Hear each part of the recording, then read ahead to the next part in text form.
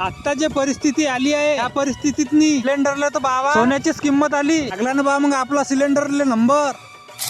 कसं काय म्हणता मित्रांनो, तर आजची सुरुवात सकाळची एका चांगल्या कामापासून सुरुवात झाली आहे. तुम्ही म्हणसान सकाळी सकाळी कुठं गेलते बा? जात होतं आपल्याला जिल्हा परिषद शाळेमध्ये. तुम्ही म्हणसान कायच्यासाठी गेलते? कारण की भीम जयंतीला आपल्याला काही दिवसच राहिले आता. कारण आपण आता वर्गणीला केली आहे सुरुवात. शाळेतून वर्गणी मागून आलो. सिलेंडर साठी आपण त्या दिवशी बुकिंग केली होती, तर त्याला केलता होता फोन. तुमचा नंबर लागला म्हणे, सिलेंडरला येऊन जा म्हणे. आलो आपण शेतूत पैसे घेतले काढून. पैसे काढून मग आपण आलो घरी. सिलेंडरले भरला मग थैलीत सिलेंडर भरायला घेतलं मग बाबाला सोबत. चलो मग नांदगावला जाण्यासाठी. तुमच्या गावावरून तर एवढा रस्ता खराब आहे, तर कशी गाडी चालवलं काही समजत नाही. कशी मशी गाडी चालवून पोहोचलो आपण नांदगावात.